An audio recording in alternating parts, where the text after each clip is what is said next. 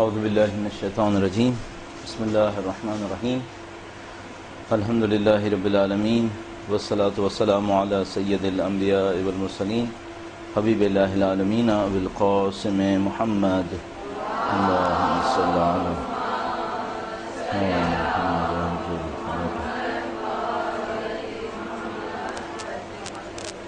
وعلی آلہ الطیبین الطاہرین سیما بقیت اللہ فی الارضین. پروردگار عالم کا انتہائی شکر ہے، اس نے ہمیں اور آپ کو توفیق دی دین کے بارے میں غور و فکر کرنے کی، اور بالاخص جو آج کا موضوع ہے یعنی نماز، کہ ہمارے پاس متعدد روایات موجود ہیں، آیات کریمہ موجود ہیں جو نماز کی اہمیت کو بیان کر رہی ہیں، نماز کی اثرات کو بیان کر رہی ہیں. ایک روایت آپ کی خدمت میں تبرکاً عرض کرتا ہوں اور اس کے بعد موضوع کی طرف منتقل ہوتے ہیں. روایت مولا امیر المومنین سے بیان کیے، اللہ کے رسول نے درود بھیجے گا محمد و آل محمد پہ.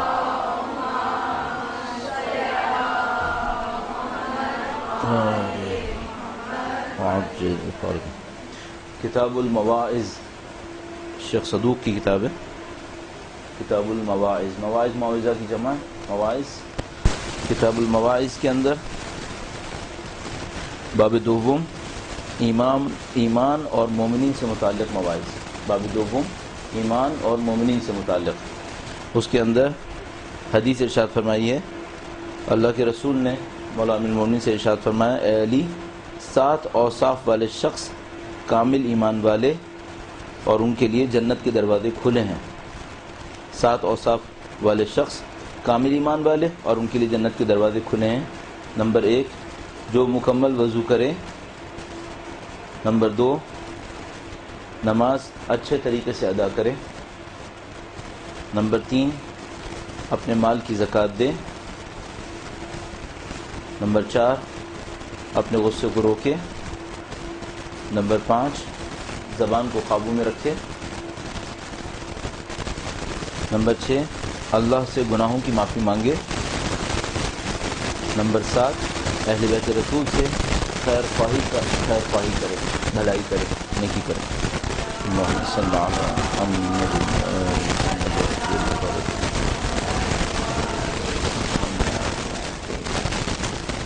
شاید پہلے آپ کی خدمت میں عرض ہوا تھا، ہم لوگ ان روایات کو مقدس کلمات کے طور پہ دیکھتے ہیں، لیکن ان روایات کے اندر قوانین نہیں ڈھونڈتے.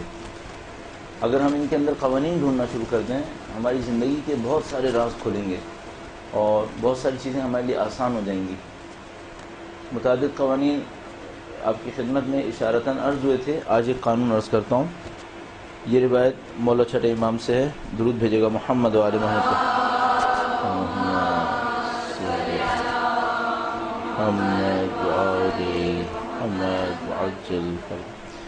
ان قوانین کی خوبی ہے کہ ان سے ہم اپنی زندگی کے بارے میں اسرار پتہ چلتے ہیں، ہمیں اپنی زندگی کے راز پتہ چلتے ہیں. مولانا نے فرمایا، جو شخص خدا کے دوست کی حاجت پوری کرنے کے لیے، میں عین الفاظ پہ تاکید کروں گا، جو شخص خدا کے دوست کی حاجت پوری کرنے کے لیے مقام حاجت تک چل کر نہ گیا، جو شخص خدا کے دوست کی حاجت پوری کرنے کے لیے مقام حاجت تک چل کر نہ گیا، وہ دشمن خدا کی حاجت روائی کے لیے چل کر جانے کی آفت میں مبتلا ہوگا.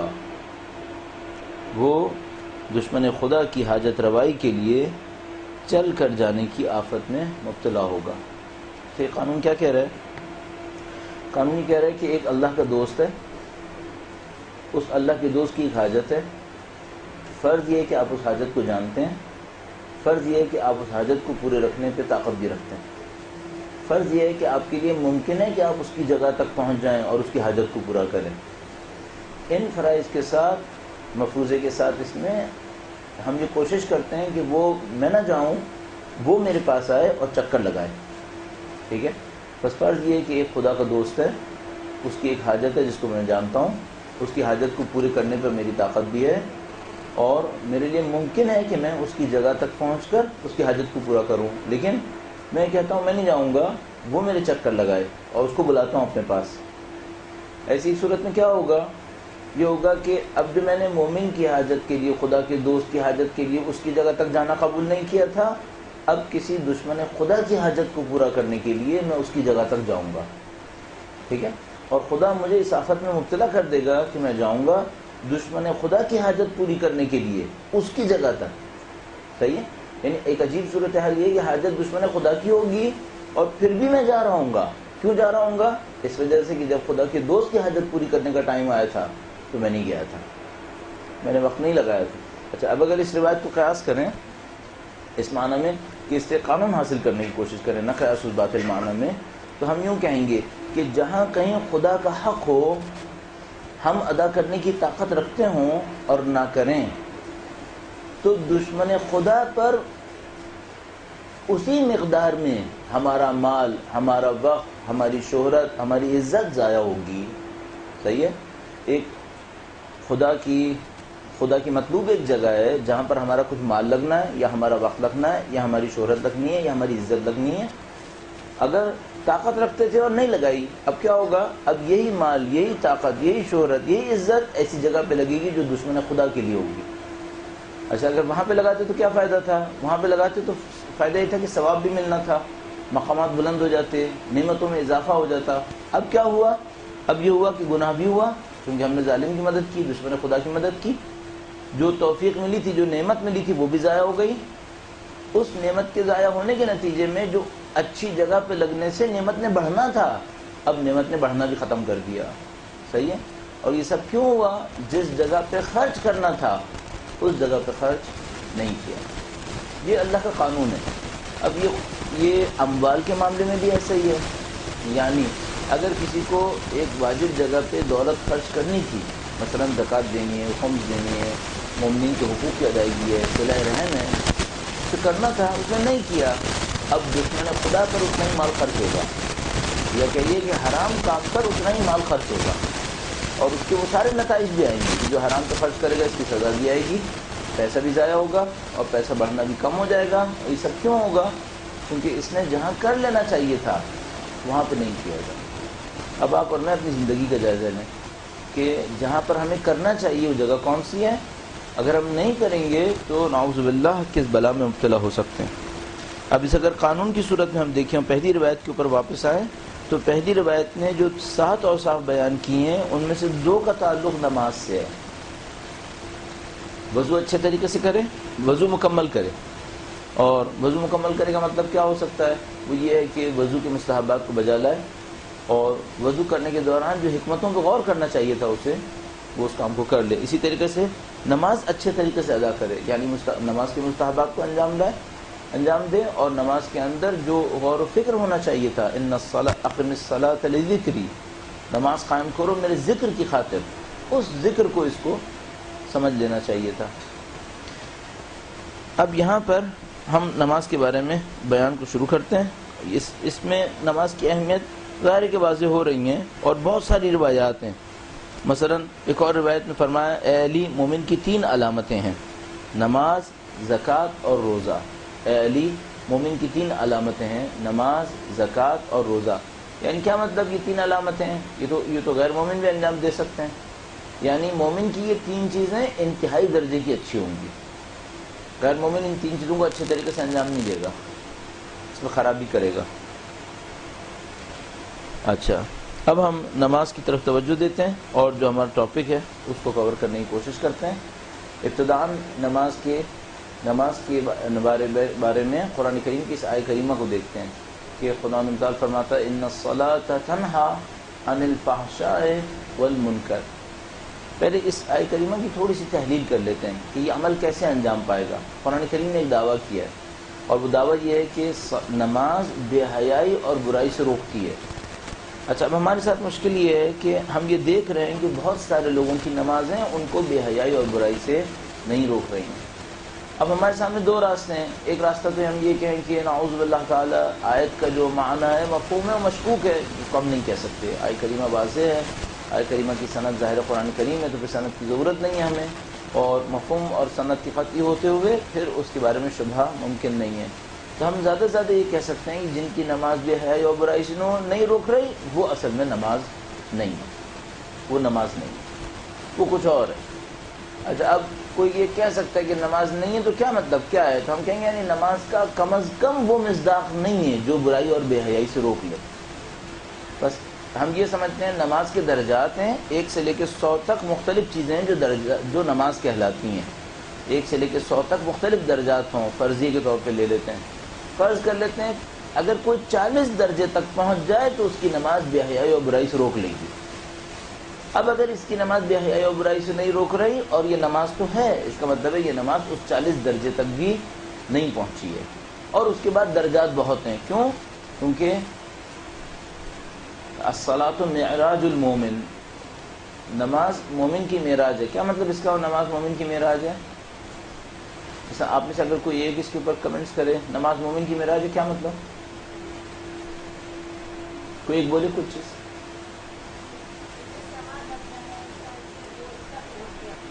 کیا مطلب؟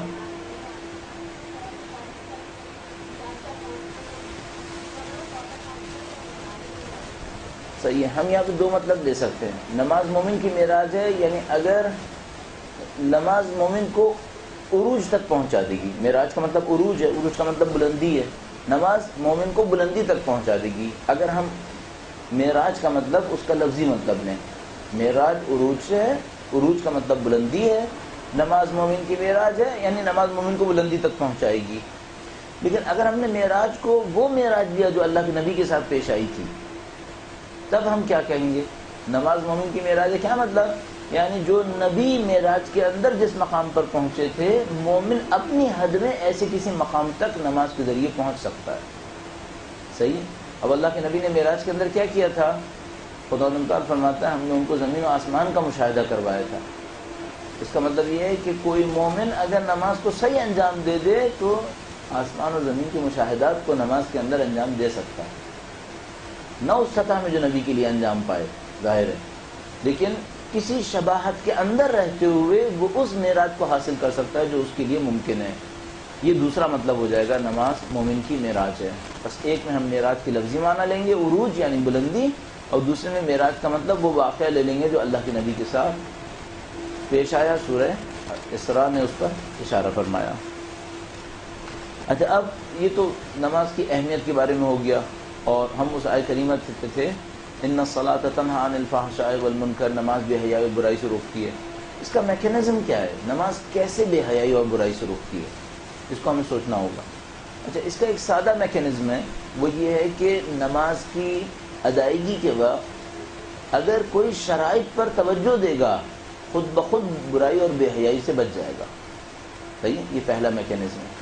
وہ یہ ہے کہ مثلا اگر کوئی نماز پڑھنے کھڑا ہوا ہے تو جو نماز کی جگہ ہونی چاہیے وہ غصبی نہیں ہونی چاہیے، اس کے کپڑے غصبی نہیں ہونے چاہیے، اس کے کپڑے پاک ہونے چاہیے، اس کے دل میں بغض نہیں ہونا چاہیے، اس کے دل میں مومنوں کے لیے کینہ نہیں ہونا چاہیے۔ تو جیسے وہ نماز کی شرائط پر توجہ دے گا، ان شرائط کو پورا کرنے کی کوشش کرے گا، چاہے وہ ظاہری شرائط چاہے وہ باطنی شرائط، ان کو جب پورا کرنے کی کوشش کرے گا تو خود بخود بے حیائی اور برائی سے رک جائے گا۔ یہ اس آیت کریمہ کا ایک میکینزم ہے۔ اور دوسرا میکینزم ہم کہہ سکتے ہیں کہ اس طریقے سے ہے کہ جب انسان نماز انجام دے گا تو اس میں چونکہ نماز اللہ کے ذکر کے لیے ہے، اقم الصلاۃ لذکری، اور ذکر خدا کے اندر خدا کے حضور کو احساس کرے گا، تو جیسے ہی خدا کے حضور کو احساس کرے گا محشر کو احساس کرے گا۔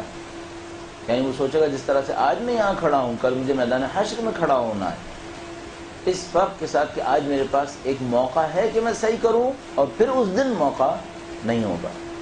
جیسے وہ اس بات کو احساس کرے گا اس کو اپنی برائیاں بھی یاد آ سکتی ہیں، ان برائیوں پہ استغفار کرے گا۔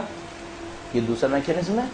اور تیسرا یہ ہے کہ اس نماز کے اندر مسلسل استغفار ہے اللہ کے حضور، مسلسل اللہ کے سامنے اعترافات ہیں، ایاک نعبد و ایاک نستعین، یا مثلا کہتا ہے استغفر اللہ ربی و اتوب الیہ بحول اللہ وقوتہ اقوم و اقعد۔ یہ جو تذکرات ہیں، یہ جو نماز کے اندر اذکار ہیں، یہ اس کو بے حیائی اور برائی سے روک لیں گے۔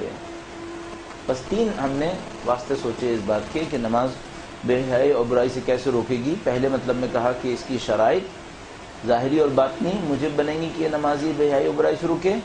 دوسرے مطلب میں کہا کہ اس میں محشر کا تصور موجب بنے گا۔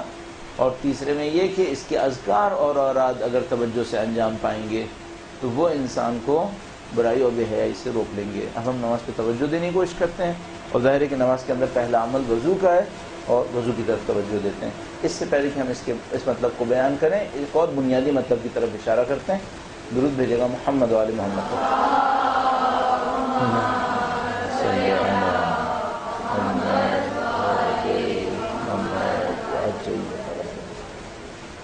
تو بنیادی مطلب اس لحاظ سے انتہائی توجہ طلب ہے کہ دین کے اثر اور بے اثر ہونے کا سبب بن سکتا ہے. دین اثر دے گا یا نہیں دے گا اس پہ متوقف ہوگا. وہ کیا ہے؟ وہ یہ ہے کہ آپ دین کو ایک کھوکھلے لبادے کی طرح مت دیکھیں. آپ دین کو صرف ایک ظاہری لباس کی طرح مت دیکھیں. اس دین کے اندر ایک روح ہونی چاہیے. اگر میرے اور آپ کا دین صرف اس کھال کی طرح ہے جو اوپر چڑھی ہوئی ہے اور اس میں روح نہیں ہے، اس کا مطلب ہے یہ دین اثر نہیں کرے گا، یہ دین بے اثر رہے گا. اچھا، اس دین میں مشکل یہ ہوگی کہ یہ اتنا بے دین نہیں ہے کہ جگائے کہ میں بے دین ہوں اور اتنا دیندار بھی نہیں ہے کہ اثر دے دے. تو یہ انسان سے کھیلتا رہے گا. کیسے کھیلتا رہے گا؟ کہ اگر میرے پاس دین ہے اور ہونے کے باوجود دین نہیں ہے در حقیقت. کیوں؟ کیونکہ باطن میں کچھ بھی نہیں ہے. یہ ایک کھوکھلی چیز ہاتھ میں لیے گھومتا رہے گا اور سمجھتا رہے گا کہ میرے پاس دین ہے. اب اس میں کیسے؟ مثال کے طور پر نماز ہمیشہ پڑھتا رہے گا، اس کی شرائط پر انتہائی دقت کرے گا. کن شرائط کے اوپر؟ ظاہری شرائط کے اوپر. تلفظ صحیح ہے یا نہیں ہے، میری کمر کس درجے کی تھی، میرے سجدے کے اندر ہاتھ کہاں پہ تھے، ان سب پہ خوب غور کرے گا. کرنا بھی چاہیے، اس سے نماز میں خوبصورتی آتی ہے، لیکن اس کے پیچھے ایک روح بھی ہونی چاہیے. اگر وہ اس روح پہ توجہ نہ دے اس کا مطلب یہ ہے کہ یہ کھیل رہا ہے دین سے. بالکل آپ کے حجاب کی طرح اگر گڑبڑ ہو جائے. مثال کے طور پر کیا ہے، جب ہم ایران میں ہوتے تھے تو ہم احساس کرتے تھے، نعوذ باللہ کسی پہ طنز کرنا مقصود نہیں ہے لیکن میں صرف عرض کر رہا ہوں، احساس کرتے تھے کہ بعض خواتین انتہائی پردے میں ہونے کے باوجود انتہائی بے حیا ہوتی تھیں، اور احساس کرتے تھے کہ بعض خواتین برے پردے میں ہونے کے باوجود انتہائی باحیا ہوتی تھیں. اچھا، میرا اپنا جنرل اسسمنٹ یہ ہے کہ پاکستان کی عورت بہت باحیا ہے، بہت باحیا ہے. اب یہ ہے کہ آہستہ آہستہ ہم اس صفت کو کھو رہے ہیں. آہستہ آہستہ یہ صفت جا رہی ہے ہمارے ہاتھ سے. دوسری قوموں نے جلدی کھوئی ہے. مثلا شاید سب سے پہلے جن قوموں نے اس صفت کو کھویا ہے مسلمانوں میں سے وہ ترکی کے لوگ تھے. ترکی سب سے پہلے اس معاملے کے اندر بے حیائی کی طرف گئے. اسی طرح ایرانی بھی بہت تیزی سے بے حیائی کی سمجھ گئے، اور مثال کے طور پر ملیشینز اور دوسری قومیں بہت تیزی سے گئیں، عرب بھی کافی تیزی سے.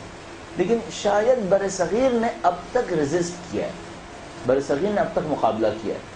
اچھا، اس حیا اور بے حیا کا گرچہ تعلق پردے سے ہے لیکن بعض اوقات دھوکہ دے سکتا ہے. وہ کیسے؟ ممکن ہے کہ ایک عورت انتہائی پردے دار ہو لیکن بے حیا ہو، یہ ہو سکتا ہے. اس طرح کا ایک دین ہر طرف آ سکتا ہے. مثال کے طور پر کیا ہے، انتہائی نمازی ہے لیکن انتہائی بے دین ہے. کل ایک جگہ پہ بات ہو رہی تھی کہ ایک ڈپارٹمنٹ ہے جو بلڈنگ کنٹرول کا ڈپارٹمنٹ ہے کراچی کے اندر. تو وہ کہنے کہ بلڈنگ کنٹرول ڈپارٹمنٹ کے ساتھ ہی مسجد بنی ہوئی ہے، اور جتنے ٹاپ کلاس کے راشی افسر ہیں وہ سب سے زیادہ پابندی سے نماز پڑھتے ہیں. جتنے ٹاپ کلاس کے راشی افسر ہیں سب سے زیادہ پابندی سے نماز پڑھتے ہیں. ایزمپشن کیا ہے؟ ایزمپشن یہ ہے کہ ٹھیک ہے گناہ کر رہے ہیں لیکن اللہ کے اچھے بندے بھی ہیں، نماز پڑھتے ہیں. اور جتنے راشی افسر ہوتے ہیں زیادہ تر 57-58 سال کی عمر میں حج کر کے کہتے ہیں ہمارے پچھلے گناہ صاف ہو گئے، باقی 2 سال رشوت نہیں لیں گے. اور اس کو بھلا دیتے ہیں کہ وہ جو 58 سال کی عمر تک رشوت کا پیسہ لیا ہے توبہ کرنے کے لیے پہلے وہ دینا پڑے گا.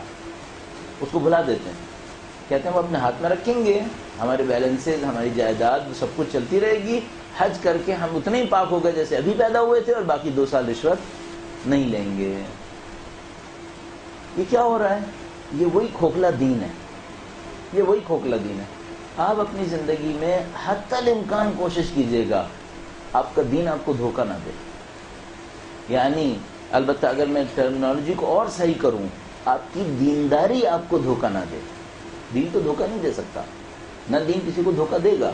ہماری دینداری ہے جس میں سارے نقص ہیں. دین تو ایک ہی ہے، ان الدین عند اللہ الاسلام، دین اللہ کے نزدیک بس اسلام ہے، اس نے اسلام بھیجا ہے. ہماری دینداریوں میں فرق ہے. کہ جو فرقے ہیں یہ دینداری کے ہیں نہ کہ دین کے. اور جو لوگ کہتے ہیں نا دین میں اتنے فرقے کیوں ہیں، ان کو یہ بتانا پڑے گا کہ دین میں فرقے نہیں ہیں، دینداری میں فرقے ہیں.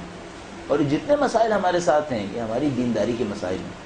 بس ہماری دینداری ہمیں دھوکہ نہ دے کہ وہ کھوکھلے خول کی طرح چلتی رہے، اندر سے خالی ہو چکا ہو، اور ہمیں اطمینان دلائے کہ میرا مخرج صحیح ہے، میں نے تمام چیزوں کی پیروی کر لی ہے. نہیں، ابھی پیچھے بہت کچھ باقی ہے.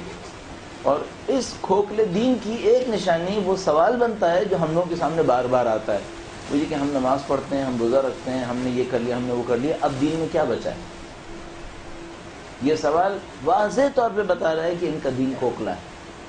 انہوں نے ظاہر کے چند احکام کو پورا کرنے کے بعد یہ سمجھا ہے کہ دین ختم ہو گیا ہے، اور اس کے بعد اب اللہ سے طلبگار ہیں کہ اے خدا جنت کا کوئی مرحلہ ایسا نہ بچے جو تو ہمیں نہ دے، کیونکہ ہم نے سب کچھ کر لیا ہے.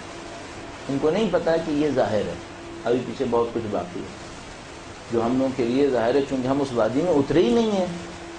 یہ بالکل ایسے ہی ہے جیسے کوئی یہ سمجھ رہا ہو کہ اس زمین کو کھودے تو نیچے کچھ نہیں ہے، اور اگر کھودے اور اس کو پتہ چلے کہ کیا کچھ ہے تو پھر وہ کہے گا کہ اچھا یہ تو ایک اور دنیا شروع ہو گئی ہے. یا کوئی یہ سمجھے کہ اس دنیا میں آسمان کے اوپر کچھ نہیں ہے، اور جب وہ ایک دفعہ آسمان میں جائے تو دیکھیے اتنے قرات اور سیارات اور سیارات، تو اس کے بعد دیکھیے یہاں پہ بہت کچھ ہے. بالکل اسی طرح ہم لوگ اس ظاہر دین کے اندر، دینداری کے اندر اپنے آپ کو مبتلا کر لیں اور اس کی باطن سے ناآگاہ ہوں، اور اس کے بعد کہیں کہ دین یہی تھا جو ہم نے کیا ہے، تو پھر تو مشکل ہو جائے گی. دینداری ہماری نقصان پہنچائے گی، ہمیں اس باطن کی طرف ضرور جانا پڑے گا.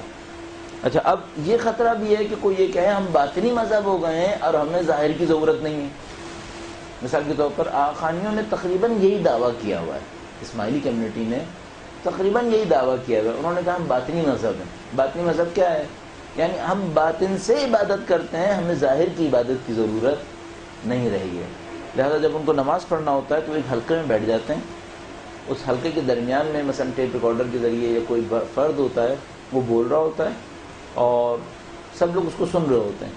یہ ان کی نماز کہلاتی ہے. اور اس کے اندر 4-5 بریکس ہوتے ہیں، جیسے نماز جنازے کے اندر ایک بریک ہوتا ہے، جیسے آپ نے اللہ اکبر کہا پھر دوبارہ شروع ہوا، اس طرح اس کے اندر 4-5 ہوتے ہیں. لیکن نہ رکوع ہوتا ہے، نہ سجود ہوتا ہے، نہ قیام ہوتا ہے. سب کا سب وہ تشہد کی شکل میں بیٹھے ہوئے ہوتے ہیں. اور یہ سب کیا کہتے ہیں؟ یہ لوگ کہتے ہیں ہم باطنی مذہب ہیں، ہمیں عبادت اور شریعت کی ظاہر کی ضرورت نہیں رہی ہے. سب غلط بات ہونی چاہیے، طے شدہ کی غلط ہے. جب انبیاء اور ائمہ کو اس ظاہر شریعت کی پیروی کرنی تھی تو اس ظاہر شریعت سے ہم جیسا کوئی بے نیاز کیسے ہو سکتا ہے؟ اور اگر ائمہ اور اولیاء اس باطن شریعت کی طرف ہدایت دے رہے ہیں تو کوئی کیسے ہو سکتا ہے کہ اس باطن سے بے نیاز ہو جائے؟ اس کا مطلب ہے ہمیں دونوں کی ضرورت ہے، دونوں پہ توجہ دینی ہوگی. اب مثلا وضو کرنا شروع کرے، کہاں سے شروع کریں؟ بسم اللہ الرحمن الرحیم. اگر ہم اس موضوع کو اب یہاں پہ شروع کرتے ہیں انشاءاللہ خدا تعالیٰ سے توفیق طلب کرتے ہیں کہ یہ صرف جاننے کی حد میں نہ ہو بلکہ ہمارے عمل کے اندر بھی انشاءاللہ بہتری اور کمال حاصل ہو انشاءاللہ تعالیٰ. درود بھیجے محمد و آل محمد.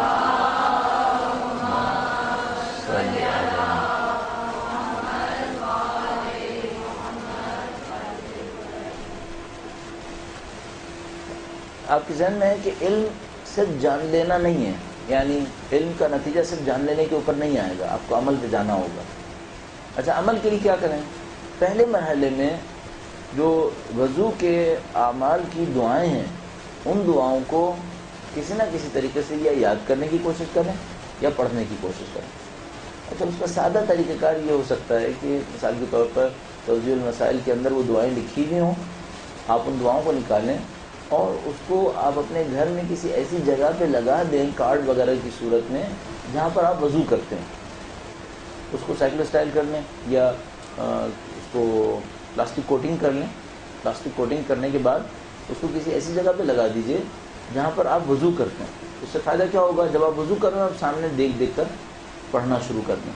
کچھ عرصے تک آپ پڑھتے رہیں گے، وہ دعائیں آپ کو خود بخود حفظ ہو جائیں گی، اور اس کے بعد پھر وہ کارڈ نہیں بھی ہوا تو آپ کو کوئی مسئلہ پیش نہیں آئے گا.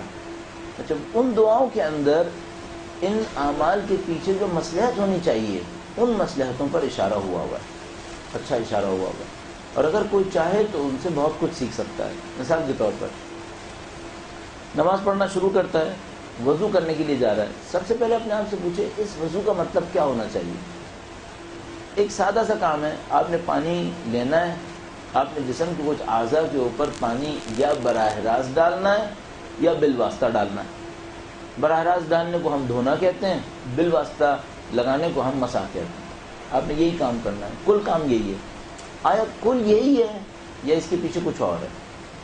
اب ہو یہ رہا ہے کہ یہ عمل جگہ جگہ ہمیں روح عبادت کی طرف توجہ دلانے کے لیے، البتہ ہم اس کی جسمانی اسرار کو فی الحال بھی نہیں جان پائے۔ یعنی حقیقت یہ ہے کہ ہمیں ابھی تک نہیں پتا کہ اگر وضو چہرے کا اوپر سے نیچے کے بجائے نیچے سے اوپر ہو تو جسم پہ اثر کیا ہے اس کا، یہ ہمیں نہیں معلوم۔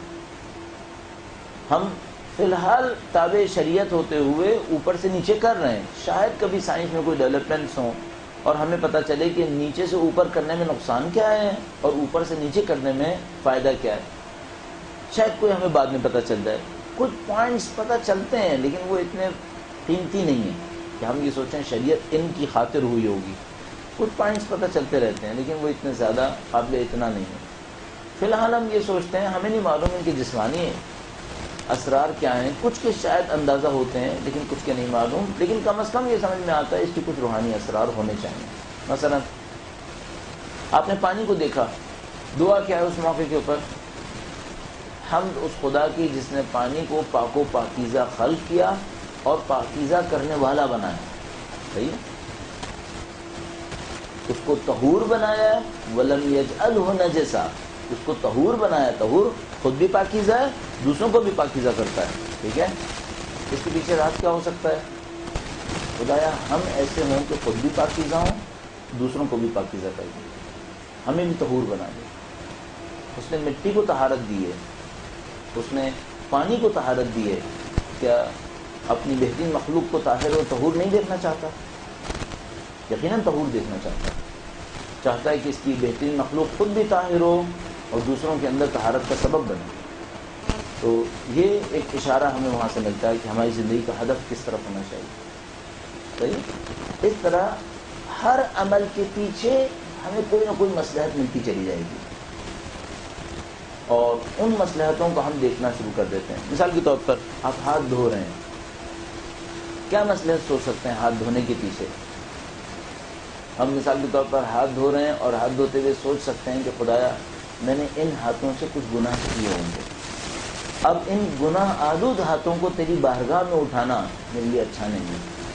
میں پہلے ان ہاتھوں کو دھو رہا ہوں اور ان ہاتھوں کو دھونے کے ساتھ ساتھ تجھ سے التجا کر رہا ہوں کہ خدایا میری روح کو بھی پاکیزہ کر دے۔ جس طرح میں یہ ہاتھ تیری بارگاہ میں نجاست کے ساتھ نہیں اٹھا سکتا، میں روح کو کیسے لے کر، نجس روح کو لے کر تیری بارگاہ میں پہنچوں؟ تو اپنے ان ہاتھوں کی طہارت کے پیچھے اپنے اعمال کی طہارت کو خدا تعالیٰ سے طلب کر دے اور خدا تعالیٰ سے طلب کرے خدایا میں تیری بارگاہ میں پہنچنے والا ہوں، تو میری روح کو پاکیزہ کر دے تاکہ میں اچھے طریقے سے تیری بارگاہ میں پہنچوں۔ بالکل ایسے جیسے ہم گندے ہاتھوں کے ساتھ کسی دوسرے سے ہاتھ نہیں ملانا چاہتے اور اللہ کے سامنے حاضر نہیں ہونا چاہتے۔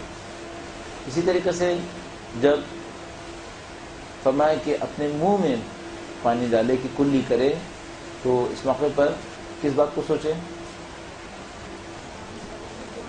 کسی کے ذہن میں ہے وہ دعا؟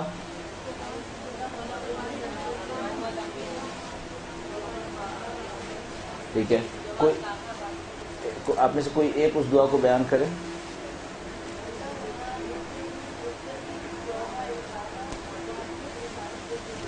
ہاں، خداوندہ جس دن میں تجھے ملوں تو میری زبان کو بند نہ کر اور میری حجت کو پورا کر دے اور میری زبان پر اپنے ذکر کو جاری فرما دے۔ صحیح؟ اچھا، اب اس میں دو تصور آ رہے ہیں، ایک وہ تصور ہے جب میں تجھ سے ملوں اور ایک وہ تصور ہے جب میں اس دنیا میں ہوں۔ اچھا، یہ نماز کے اعمال میں بالاخص وضو کی ان دعاؤں کے اندر مسلسل پیش آئے گا کہ ایک توجہ دنیا پر، ایک توجہ آخرت پر۔ صحیح؟ بس پہلے جملے فرمایا خدایا کہ جب میں تجھ سے مل رہا ہوں تو میری زبان کو بند نہ کر، میری حجت کو پورا کر دے اور میری زبان پر اپنے ذکر کو جاری فرما دے۔ دنیا میں ذکر کو جاری کر دے اور آخرت میں میری حجت کو میری زبان کے اوپر جاری کر دے۔ اچھا اب یہاں ذرا سی دیر رک کر ذکر کا مطلب کیا ہوا؟ ذکر کا مطلب یہ ہوا کہ خدا متعال کی یاد میرے ذہن میں آ جائے، بس۔ ذکر کا مطلب زبان کا ورد نہیں ہے۔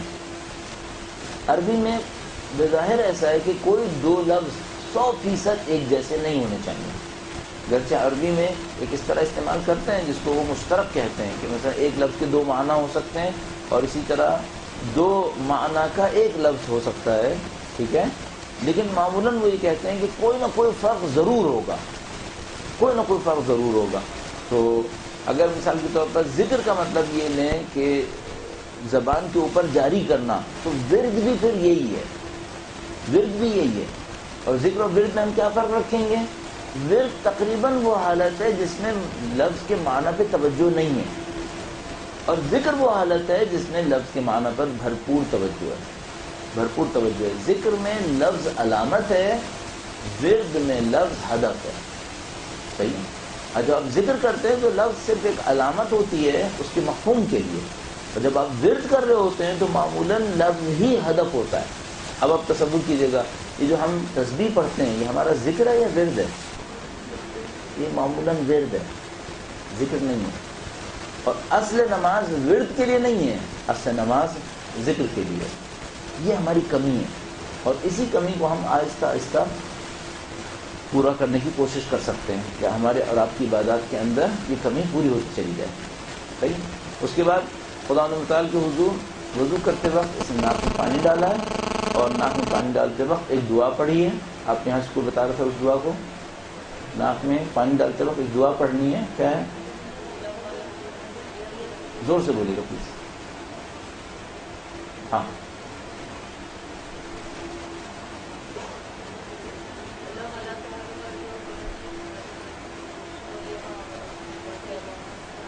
اچھا ہو یہ رہا ہے، ہم لوگ جب عربی کو بولتے ہیں تو اس کے معنی پہ توجہ نہیں دے رہے ہوتے، صحیح۔ اس وجہ سے عربی ہمیں تیزی سے رٹی بھی ہوتی ہے، اور اگر کوئی ہم سے کہے آہستہ آہستہ پڑھیں تو ہم مشکل میں پھنس جاتے ہیں، ٹھیک ہے، کیونکہ ہم نے مفہوم پہ توجہ نہیں دی ہوتی۔ اچھا اس کا مطلب ہم کیا دیں گے؟ خدایا مجھے جنت کی بو سے محروم نہ فرما، کل مطلب یہ آ رہا ہے، خدایا مجھے جنت کی بو سے محروم نہ فرما۔ کیا مطلب ہے؟ اب ہمیں جا کے دیکھنا پڑے گا روایات میں کون سے ایسے انسان ہیں جو جنت کی بو سے محروم ہو جاتے ہیں، ہمیں جا کے وہاں دیکھنا پڑے گا۔ مثال کے طور پر مومنوں کے حقوق ادا نہ کرنے والا، ان پر ظلم کرنے والا، وہ جنت کی بو سے بھی محروم رہے گا۔ آپ کے والدین مثال کے طور پر، وہ جنت کی بو سے بھی محروم رہے گا۔ کل مطلب کیا ہے؟ حقوق الناس کی ادائیگی میں مشکل سے 2-4 انسان جنت سے محروم رہے گا، یعنی اس کی بو سے بھی محروم رہے گا، ٹھیک ہے۔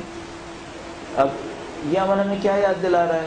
ہمیں یاد دلا رہا ہے کہ ہمیں اپنے اعمال کے اندر ایک توجہ دینی ہوگی۔ اب وہ جو میں نے آپ سے عرض کیا تھا، ہمیں بعض جسمانی نشانیوں کا پتہ چل گیا ہے لیکن بعض کا پتہ نہیں چلا ہے۔ ان میں سے ایک کا یہ پتہ چلا ہے کہ اگر کوئی ناک میں پانی لیتا ہے، اچھا ناک میں پانی لینا ایک وہ ہوتا ہے جو ہم لوگ کرتے ہیں، ایک وہ ہوتا ہے جس کو استنشاق کہتے ہیں۔ استنشاق کیا ہے؟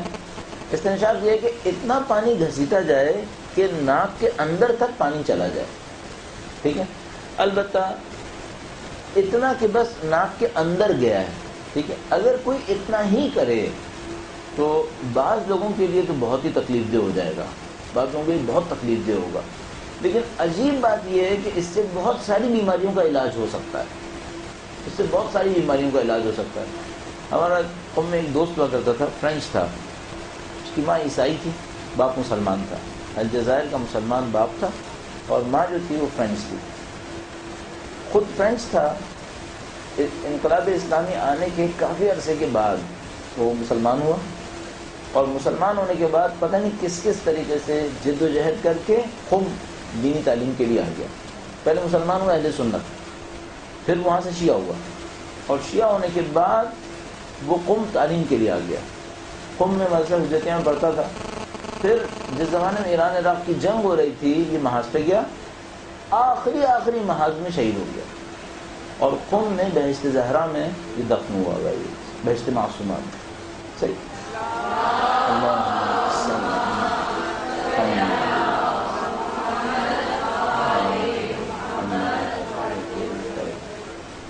نے اپنا اس کا فرینچ نیم کورسیل تھا اور اس نے اپنا اسلامی نام کمال تجویز کیا تھا، تو اس کا نام تھا کمال کورسیل۔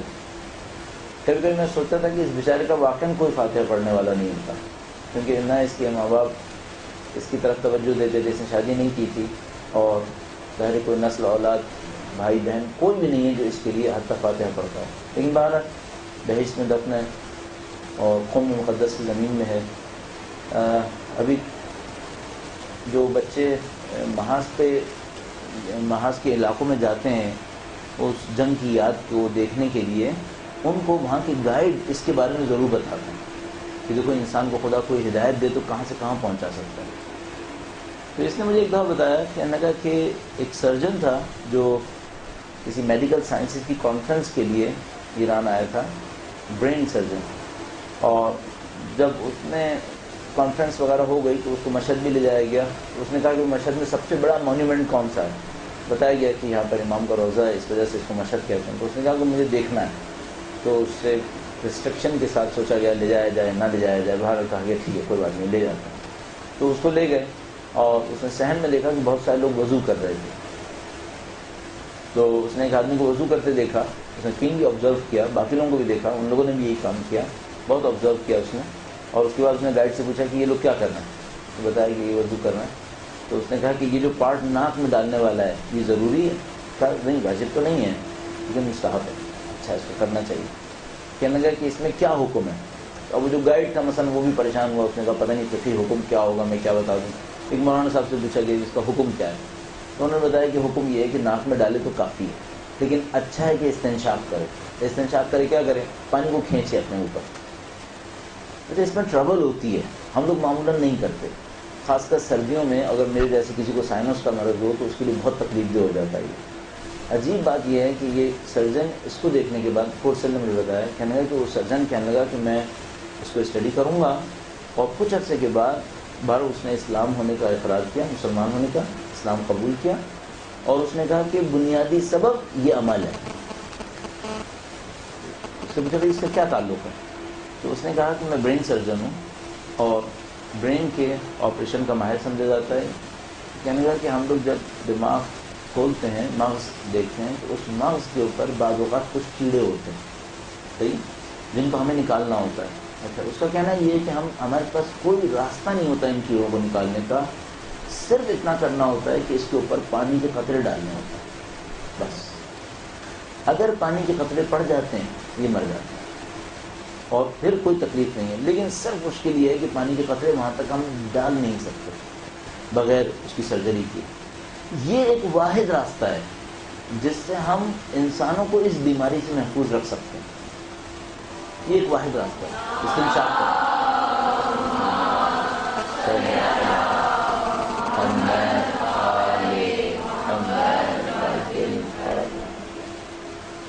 اب تعجب کی بات یہ ہے کہ ہمارے پاس یہ ہے اور ہم نہیں کریں گے، ہم نہیں کر رہے۔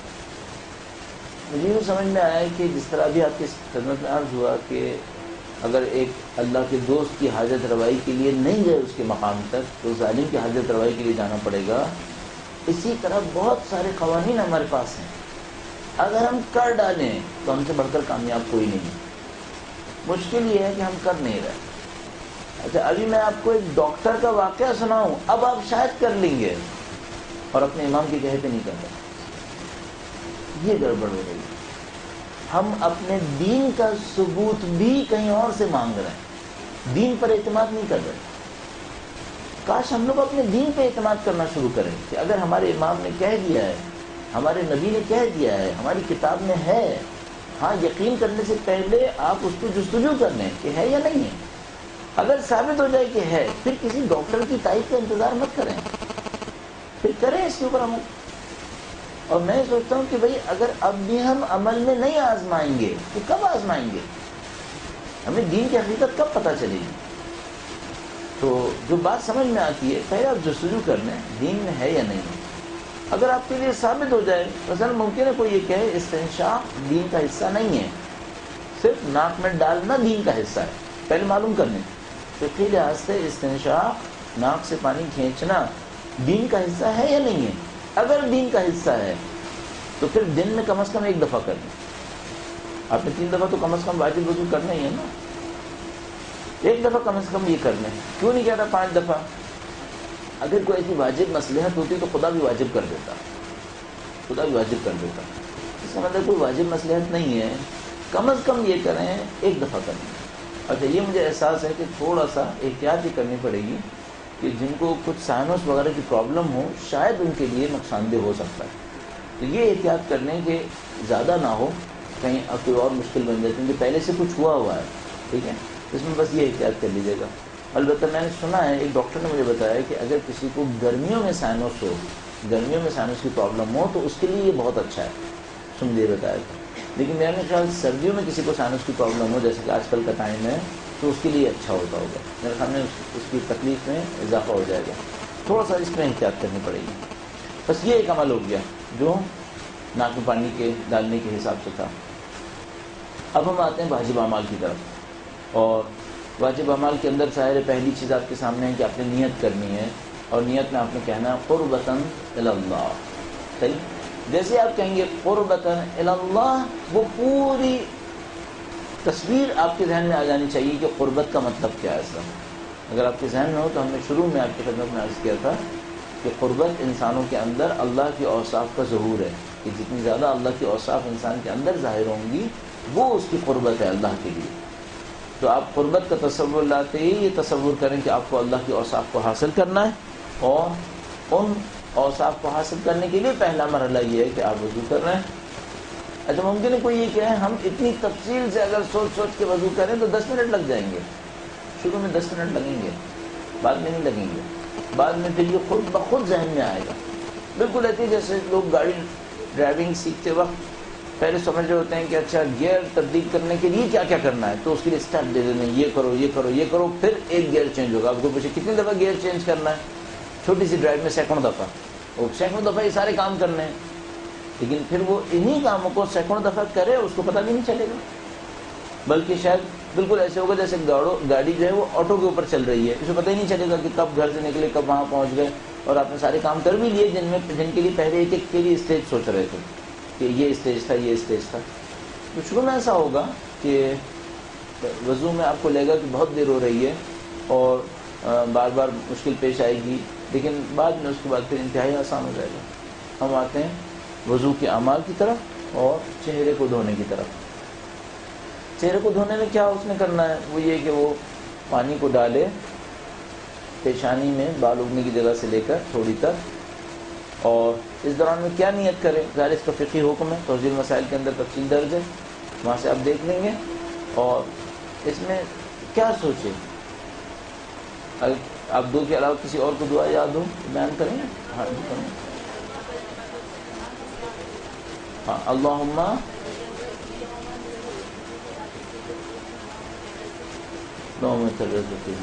ٹھیک ہے.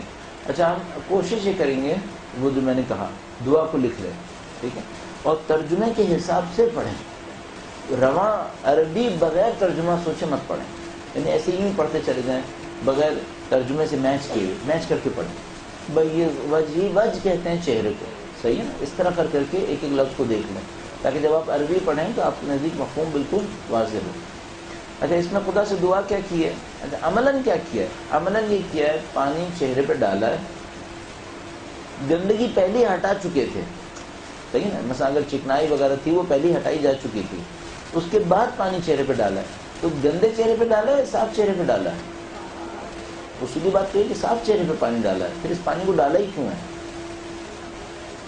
یعنی اگر کوئی یہ کہے کہ میں نے پانی ڈالا ہے تاکہ چہرہ فریش رہے تو پہلے ہی دھو چکا ہے وہ تو, ٹھیک ہے.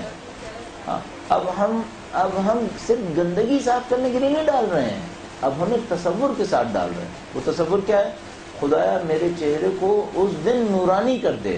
بس ہدف اب ظاہری پاکیزگی نہیں ہے, ظاہری جسم کی صفائی نہیں ہے, بلکہ ہدف یہ ہے کہ اس وضو کے ذریعے خدا تعالیٰ میرے چہرے کو نورانی کر دے. کس دن نورانی کر دے, جس دن بعض لوگوں کے چہرے سیاہ پڑ رہے ہوں گے, ٹھیک ہے. اب دیکھیں اس میں جو تصور آیا وہ پھر کیا آیا, دو باتوں کو مسلسل آپ دیکھتے رہیں گے. نمبر ایک, قیامت کی یاد آ گئی اس دن, ٹھیک ہے، یوم اس دن، اور اس دن وہ قیامت کا دن ہے، ٹھیک ہے. اور دوسرا جو مفہوم لیا ہے وہ یہ کہ جسم کا ظاہر کچھ اور ہے، باطن کچھ اور ہے. ظاہر میں کچھ ہے لیکن جو اصل باطن ہے وہ یہ کہ یہ نورانی ہے یا یہ تاریک ہے. تسود فیہ الوجوہ، صحیح، یا یہ نورانی ہے یا یہ سیاہ ہے. کون سا؟ باطنی. اچھا اب یہ دیکھنا ہوگا یہ جو ظاہری نورانیت ہوتی ہے یہ کہاں سے آتی ہے، اور یہ جو چہرہ باطن میں تاریک ہو جاتا ہے یہ کیسے آتا ہے. اگر آپ کے ذہن میں نے آپ کو ایک قول پچھلی دفعہ سنایا تھا شاید، پتہ نہیں، میرے ذہن میں نہیں آ رہا کہ میں نے یہاں پہ عرض کیا خدمت میں نہیں عرض کیا، جس میں عرض کیا تھا کہ مولانا نے فرمایا تھا طلبت نور القلب فوجدتہ فی التفکر والبکاء. نہیں عرض کیا؟ بس اس قول کو دیکھ لیجیے گا، درود بھیجے گا محمد و آل محمد.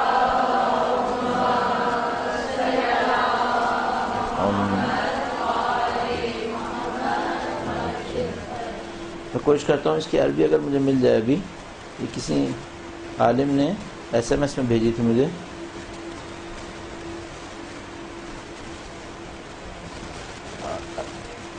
البتہ میں اس فیور میں بہت زیادہ نہیں ہوں کہ ہم بہت زیادہ ایس ایم ایس کے اوپر اقوال بھیجیں. بہت زیادہ سلیکٹڈ لوگوں کو بھیجنا چاہیے تاکہ وہ لوگ پریشان نہ ہوں، ورنہ ہماری بعض اوقات بھیجنے سے لوگ پریشان ہو رہے ہوتے ہیں.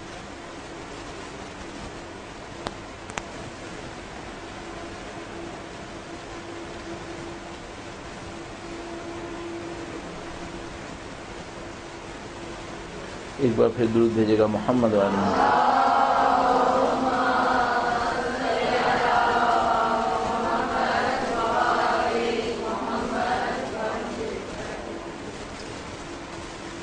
شاید میں مس کر گیا ہوں کسی بھی وجہ سے. ٹھیک ہے، میں ابھی خدمت میں عرض کر دیتا ہوں.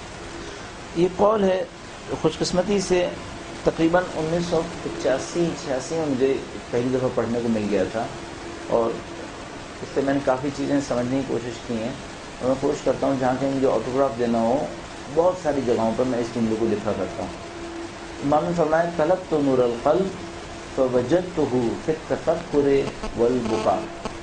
طلبت نور القلب فوجدتہ فی التفکر والبکاء. فرمایا میں نے دل کی نورانیت چاہی تو اسے غور و فکر اور گریہ و زاری میں پایا. صحیح، اللہ سے چاہ کہ خدا دل کی نورانیت نصیب ہو، تو دیکھا کہ یہ جو دل کی نورانیت نصیب ہوتی ہے یہ غور و فکر میں ہوتی ہے اور گریہ و بکا میں ہوتی ہے. اس کے بعد آگے چل کے فرمایا کہ میں نے چہرے کی نورانیت مانگی تو اسے نماز شب میں پایا. اسے نماز شب میں پایا. اس کے اور بھی حصے تھے جو میرے ذہن سے ابھی نکل رہے ہیں. ان میں سے ایک حصہ یہ تھا کہ میں نے پولیس سرات پہ سے گزرنا مانگا، تو اس کا بھی ایک حصہ تھا. اللہ کرے مجھے یاد آ گیا تو میں ابھی آپ کی خدمت میں عرض کروں گا، ورنہ بعد میں کروں.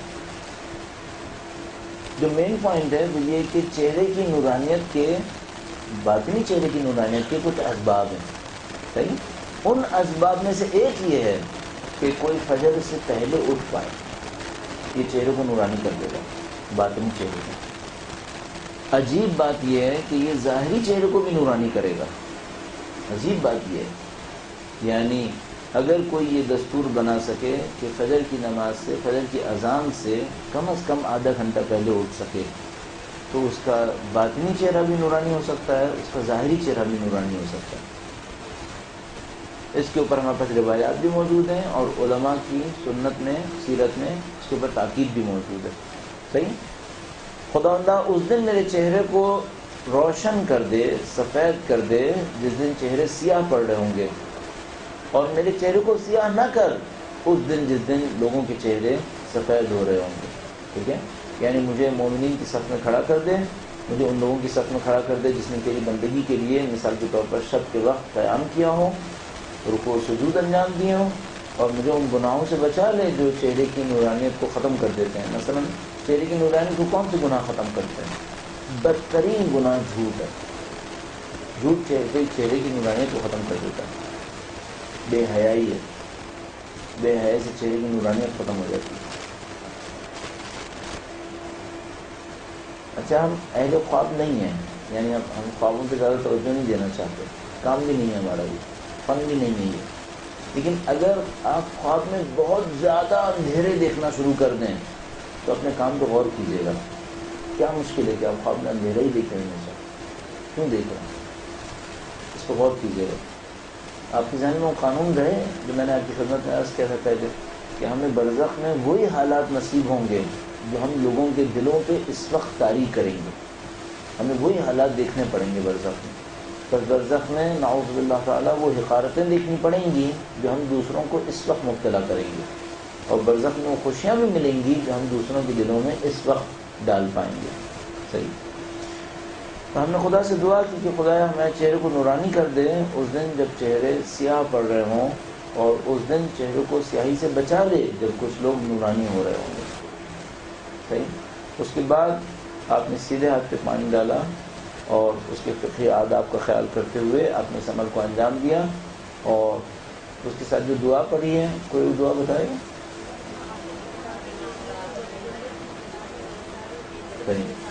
ہم اس کے حصے کر لیتے ہیں, ٹکڑے ٹکڑے کر لیتے ہیں. پہلا حصہ کیا ہے؟ اللہم اعطنی کتابی. ہاں, پہلے کیا مانگا خدا نے تعالیٰ سے؟ خدایا میری کتاب میرے سیدھے ہاتھ میں قرار دے. اور دوسرے الٹے ہاتھ میں کیا قرار دے؟ ہاں, سیدھے ہاتھ میں آپ کی کتاب ہو اور الٹے ہاتھ میں کیا قرار دے خدا؟ ہاں,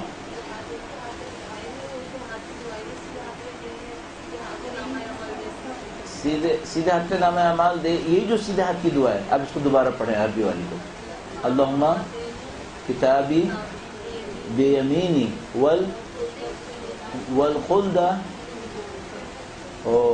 یہ مسئلہ ہو رہا ہے. اچھا, یہاں پر دعا میں دو تشریح ہوئی ہیں, دعا میں دو طریقے سے بیان ہوا.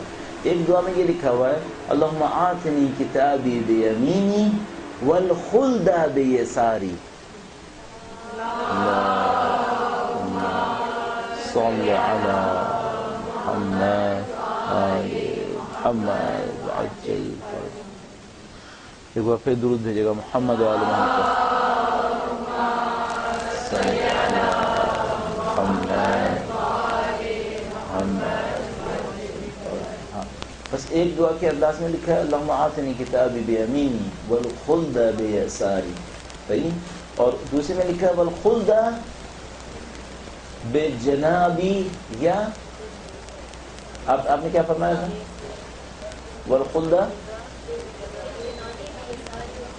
والخلد فی الجنان بیساری. اچھا, یسار کا مطلب کیا ہے؟ یمین کا مطلب سیدھا ہاتھ ہے, یسار کا مطلب الٹا ہاتھ ہے. صحیح ہے. بس طلب کیا کیا خدا سے؟ خدایا میرے سیدھے ہاتھ میں نام اعمال قرار دے اور میرے الٹے ہاتھ میں جنت میں ہمیشہ رہنے کا پروانہ قرار دے. صحیح. والخلد فی الجنان بیساری, میرے الٹے ہاتھ میں خلد ہمیشہ کی جنت میں زندگی نصیب فرما دے. اور اس کے بعد کیا نہ کر؟ وحاسبنی حسابا یسیرا, میرے حساب کو آسان کر. اچھا, اس سب کو غور کر لیتے ہیں. ٹھیک ہے. پہلے دفعہ میں کہا خدایا میرے نام اعمال کو سیدھے ہاتھ میں قرار دے دے اور میرے جنت میں رہنے کے پروانے کو الٹے ہاتھ میں قرار دے دے. اچھا, ہمیں نہیں معلوم نام اعمال سیدھے ہاتھ میں آئے اس کا مطلب کیا ہے, ہمیں نہیں معلوم. قرآن کریم نے فرمایا 3 قسم کے لوگ ہوں گے, وہ جن کو نام اعمال سیدھے ہاتھ میں دیا جائے گا, وہ جن کو نام اعمال الٹے ہاتھ میں دیا جائے گا, اور وہ جن کو نام اعمال پس پوچھ دیا جائے گا. ہمیں کچھ نہیں معلوم ظاہری طور پر کہ ان سب کا مطلب کیا ہے, لیکن ایک بات سمجھ میں آتی ہے, اس سے کچھ کوئی نہ کوئی علامت ہے جو حقارت کا سبب بن رہی ہے. صحیح. یعنی کسی کو مورد محبت کیا جائے گا, اس کے اوپر مہربانی کی جائے گی, اس کو سیدھے ہاتھ میں پکڑایا جائے گا, اور کسی کے اوپر بے اعتنائی کی جائے گی, اس کو الٹے ہاتھ میں پکڑا دیا جائے گا, اور کسی کو اتنا زیادہ تحقیر کی جائے گی کہ جیسے اس کو پس پوش تھما دیا جائے گا. ٹھیک ہے. اس کے بعد فرمایا خدایا میرے حساب کو آسان کر دے. اچھا, حساب آسان اور مشکل کیسا ہوتا ہے اگر حساب لینے والا عادل ہے؟ ہاں, اگر وہ عادل حساب لینے والا عذر کو جلدی قبول کر لے پھر حساب آسان ہے. صحیح. اگر حساب لینے والا عذر کو جلدی قبول کر لے تو حساب آسان ہے. اور اگر وہ عذر کو دیر سے قبول کرے پھر حساب صاف کرے، یا وہ عذر کو قبول ہی نہ کرے، محض عدل کرے، پھر بہت مشکل ہے، پھر بہت مشکل ہے۔ صحیح؟ لہذا دو دعائیں ہمارے پاس اور ہیں اس سے ملتی جلتی۔ اس میں خدا فرمایا کہ اے خدایا اے کریم میرے حساب کو کیا کر دے، اپنے فضل و کرم سے قرار دے اور اپنے عدل سے قرار نہ دے۔ صحیح ہے؟ خدایا میرے حساب کو اپنے فضل و کرم سے قرار دے اور اپنے عدل سے قرار نہ دے۔ ایک دعا یہ، اور دوسری دعا وہ ہے جو اللہ کے رسول نے کسی کو مرتے لمحوں تعلیم کی، فرمایا یا من یقبل الیسیر ویعفو عن الکثیر اقبل من الیسیر واعف عن الکثیر۔ اے خدایا جو کم کو قبول کرتا ہے اور زیادہ کو بخش دیتا ہے، میرے کم کو قبول کر لے اور میرے زیادہ کو بخش دے، یعنی میرے کم اعمال کو قبول کر لے اور میرے زیادہ گناہوں کو بخش دے۔ تو پہلی دعا تھی اس کی عربی کیا تھی؟ ربنا عاملنا بفضلک یا کریم ولا تعاملنا بعدلک یا رحیم۔ اے کریم میرا معاملہ اپنے فضل و کرم سے کر، اور رحیم میرا معاملہ اپنے عدل سے نہ فرما، کیونکہ عدل ہم سہ نہیں پائیں گے اللہ تعالیٰ کا۔ اس کو ہم کہہ سکتے ہیں یہ آسان حساب ہے۔ آسان حساب وہ ہے جس میں عذر کو قبول کر دیتا ہے۔ اور وہ واقعہ جو میں کئی دفعہ سنا چکا ہوں، کوئی آتا ہے اللہ کے رسول سے پوچھتا ہے کریم حساب لے گا یا کوئی اور لے گا، اللہ خود حساب لے گا یا نہیں لے گا؟ اللہ کے رسول فرماتے ہیں خدا خود حساب لے گا، اور وہ ہنستا اور کہتا ہے میرا معاملہ نمٹ جائے گا۔ لوگ پوچھتے ہیں کیوں ایسا ہوگا؟ تو کہتا ہے کہ اللہ کریم ہے، اور کریم انسانوں کو میں نے دیکھا ہے عذر قبول کر لیتا ہے، اور خدا کریم ہے کہ میرے عذر کو قبول کر لے گا۔ ٹھیک ہے؟ اس کے بعد بائیں ہاتھ پر پہنچے اور اس کے بعد فرمایا کہ خدا کیا نہ کر،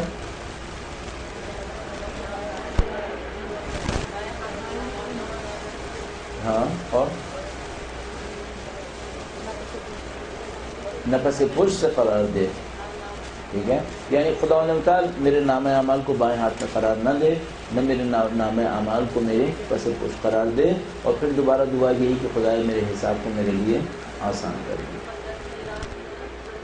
ہاں، اور مجھے آتش جہنم سے محفوظ فرما دے، آتش جہنم سے محفوظ فرما دے۔ اچھا، بائیں ہاتھ کس بات کی علامت بنتی ہے؟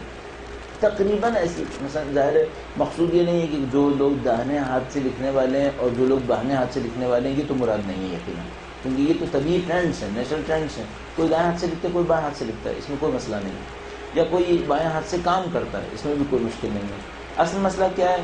کوئی کام کو صحیح طریقے سے کرتا ہے، کوئی کام کو غلط طریقے سے کرتا ہے۔ جو صحیح طریقے سے کرتا ہے گویا بائیں ہاتھ سے کر رہا ہے، اور جو غلط طریقے سے کر رہا ہے گویا وہ دائیں ہاتھ سے، اور یہ شخص جو ہے یہ بائیں ہاتھ سے کر رہا ہے جو غلط طریقے سے کر رہا ہے۔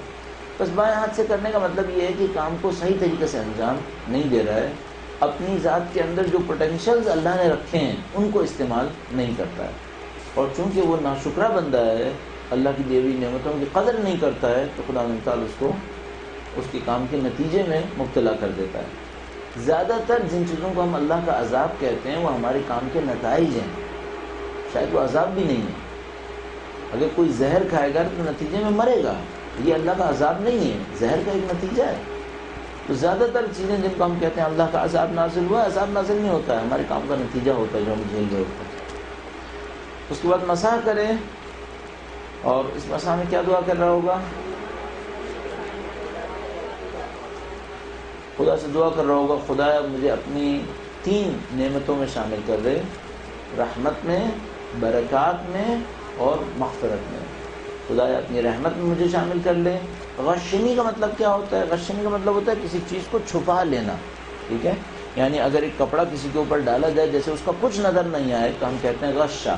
غشہ کا مطلب یعنی ایسا چھا گیا کہ وہ غائب ہو گیا، جیسے کہ وہ غائب ہو گیا۔ یا مثال کے طور پر بے ہوش ہو جانے کو بھی کہیں گے شاید غشہ، کہ مثلا کوئی بے ہوش ہو گیا، ایسے گر گیا جیسے غائب ہو گیا، اس کو بھی کہیں گے۔ یا اس کا دماغ مثلا غائب ہو گیا، اس کو کچھ سمجھ میں نہیں آ رہا ہے تو اس کو کہیں گے۔ یہاں پہ مطلب یہ ہو سکتا ہے کہ خدایا اتنی رحمت، اتنی برکات، اتنی مغفرت نصیب فرما دے کہ میری تمام گناہ چھپ جائیں اور میں تیری حفاظت کے اندر اس دنیا سے جانے کی کوشش کروں۔ اور اس کے بعد جب مسح پاؤں کا کرے گا تو اس کے بعد خدا تعالیٰ سے دعا کرتا ہے، بہت خوبصورت دعا ہے یہاں پر واقع۔ انہی مفاہیم کو سوچتے ہوئے مسح پاؤں کا کر رہا ہے اور کہہ رہا ہے خدایا مجھے پل صراط پر ثابت قدم کر دے، پل صراط پر میرے قدموں کو ثابت کر دے۔ اچھا اب ہمیں دیکھنا پڑے گا کہ پل صراط پر ثابت قدم رہنے والے ہیں کون لوگ، پھر ہمیں روایات کا سہارا لینا پڑے گا۔ اور وہی جیسے وہ طلب تو نور القلب والی روایت تھی جس کا ایک حصہ یہ تھا کہ خدایا مجھے صراط سے گزرنا نصیب کر دے، اور صراط کو گزرنے کا راستہ کیا تھا ان میں نے آپ کی خدمت میں بھی عرض کرنا ہے۔ ان میں سے ایک تھا کہ مومن کی حاجت روائی کرے، جو مومن کی حاجت روائی کرے گا وہ پل صراط پر تیزی سے گزرے گا۔ ظاہر ہے کہ ان تمام چیزوں کی شرط اولیہ یہ ہے کہ اہل بیت کا خیر خواہ ہو، اہل بیت سے محبت کرنے والا ہو، اور جو اس محبت سے محروم رہے گا وہ ان تمام اعمال کے ہونے کے باوجود پل صراط سے گزرنے سے عاجز رہے گا۔ یہ وضو کا حصہ تھا، اور کچھ سمجھ میں آتا ہے کہ اگر کوئی انسان اپنے وضو میں ان چیزوں پر توجہ دے رہا ہو جس کی نشانی وہ دعائیں ہیں جو ہمارے لیے بیان ہوئی ہیں، تو اپنی نماز میں بہتر نتائج کو حاصل کر سکے گا۔ ابھی ہم نماز سے پہلے کے مرحلے میں ہیں، لہذا دو باتیں یہاں پر اور کہی جا سکتی ہیں۔ درود بھیجے گا محمد وعلی محمد۔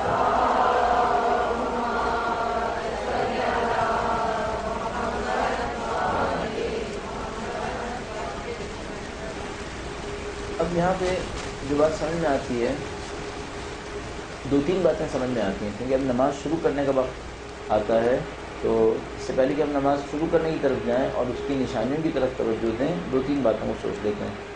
پہلی بات تو یہ کہ خدا تعالیٰ نے بار بار کیوں کہا ہے نماز قائم کرو، کیوں نہیں کہا کہ نماز پڑھو؟ اچھا، اس کا ایک سادہ جواب ہم یہ دیتے ہیں کہ خدا چاہتا ہے جماعت سے نماز ہو، اور جماعت میں نماز قائم ہوتی ہے۔ جواب یہ، اس کا شاید اور جواب یہ بن پائے کہ نماز ایک اپنی روح میں نماز ایک عمل نہیں ہے، نماز ایک ثقافت کا نام ہے۔ اس جملے کے اوپر خوب توجہ دیجیے گا، نماز ایک عمل کا نام نہیں ہے، نماز ایک ثقافت کا نام ہے۔ خدا کہہ رہا ہے اس ثقافت کو قائم کرو۔ پھر یہ جو 10 منٹ کا عمل ہے یہ کیا ہے؟ یہ اس ثقافت کو قائم کرنے کے لیے ایک تیاری ہے، ایک یاد دہانی ہے، ایک ریمائنڈر ہے جو ریکال کر رہا ہے کہ تم نے اس ثقافت کو زندہ کرنا ہے۔ اچھا، وہ ثقافت کون سی ثقافت ہے؟ جس کو یہ نماز اپنے عمل کے ذریعے سے ریمائنڈ کرا رہی ہوتی ہے، بندگی کی ثقافت، اللہ کی بندگی کی ثقافت۔ بس نماز قائم کرو یعنی معاشرے میں اللہ کی بندگی قائم ہو جائے۔ بس اس میں کوئی ٹکراؤ نہیں ہے کہ کوئی کہہ نہیں اقیم الصلاۃ کا مطلب یعنی بس یہی نماز پڑھو، تو ہم کہیں گے بس یہی نماز پڑھے باقی گناہ کر لے، نماز قائم ہو گئی کیا؟ نہیں ہوئی۔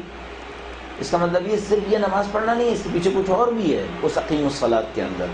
اور میں نے آپ کی خدمت میں عرض کیا، اس کو آسان بنانے کے لیے کہ اقیم الصلاۃ کا مطلب ہوا کہ یہ عمل اور تمہاری باقی زندگی مل کر ایک ثقافت تشکیل دے، اور وہ ثقافت اللہ کی بندگی کی ثقافت ہے، اور یہ جتنی علامتیں ہیں یہ اس ثقافت میں مددگار ہیں۔ مثال کے طور پر جب ہم نے کہا کہ پاؤں پر مسح کرتے وقت سوچے کہ میں پل صراط پر ثابت قدم رہوں، تو پل صراط پر ثابت قدم اس وقت رہے گا جب باہر اپنی زندگی میں مومن کی نصرت کر رہا ہوگا، یا مولا امین المومنین کے کہے کے اوپر چل رہا ہوگا، اور اگر وہاں نہیں چلا تو پھر یہاں بھی ثابت قدم نہیں رہے گا۔ اچھا، وہ جو مومن کی نصرت کرنا ہے یا مولا کے فرمان پہ چلنا ہے، وہ اس نماز کے دوران ہے یا اس کے باہر ہے؟ اس کے باہر ہے۔ نماز کے اندر تو کوئی مومن کی حاجت روائی نہیں کرے گا، وہ تو باہر کر رہا ہوگا، صحیح ہے۔ یا مثال کے طور پر اس نے کہا کہ خدایا مجھے جنت کی بو سے محروم نہ فرما، تو جنت کی بو سے کس کو محروم کرے گا؟ وہ جو صلہ رحم نہیں کر رہا، جو مومنین کے حقوق کو ادا نہیں کر رہا، اس کو جنت سے بو سے محروم کرے گا۔ اور یہ جو صلہ رحم نہیں کر رہا ہوگا یہ نماز کے اندر نہیں ہے، یہ نماز کے باہر ہو رہا ہے۔ اسی طریقے سے اگر چہرہ نورانی کر دے تو چہرہ نورانی تو صرف اس نماز کے اندر نہیں ہو رہا ہے، اس کے باہر بہت سارے کام ہیں جو چہرے کی عدم نورانیت کا سبب بن رہے ہوتے ہیں، ٹھیک ہے۔ بس مسلسل یہ سمجھ میں آ رہا ہے کہ نماز ایک عمل ہے، اور اس عمل سے ایسوسیٹڈ بہت سارے افکار ہیں، اس سے مربوط پوری ایک دنیا ہے جس کو ہم نے ثقافت کا نام دیا ہے۔ بس نماز پڑھنا یعنی اس ثقافت کو زندہ کرنا۔ اگر کوئی اس بات کو سمجھ لے، پھر ہم ایک پرابلم کی طرف آتے ہیں اور اس کو سالو کرنے کی کوشش کرتے ہیں۔ ایک دو منٹ میں اس کو سالو کرتے ہیں، اور اس کے بعد اگر آپ کے ذہن میں کوئی سوال ہوا، سوال یہ ہے کوئی انسان کہتا ہے میں نماز میں توجہ دینا چاہتا ہوں، توجہ کیوں نہیں ہوتی؟ اس کا جواب یہ ہے کہ نماز صرف 10 منٹ کا عمل نہیں ہے، نماز پوری ثقافت کا نام ہے۔ آپ 2 نمازوں کے درمیان 7 گھنٹے اللہ کی ثقافت کا انکار کریں اور اب کہیں کہ 15 منٹ میں خدا کی ثقافت قائم ہو جائے، یہ نہیں ہوگا۔ یعنی مجھے یوں سمجھ میں آ رہا ہے کئی جگہ پر کہ بہت ساری جگہیں ایسی ہیں جن کو ہم امتحان سمجھتے ہیں، اپنے مرحلے میں امتحان تو ہوتے ہیں لیکن وہ انعام کا وقت ہوتا ہے در حقیقت۔ مثال کے طور پر امام کے ظہور کے حوالے سے میں نے آپ کی خدمت میں عرض کیا تھا کہ ہم سمجھ رہے ہیں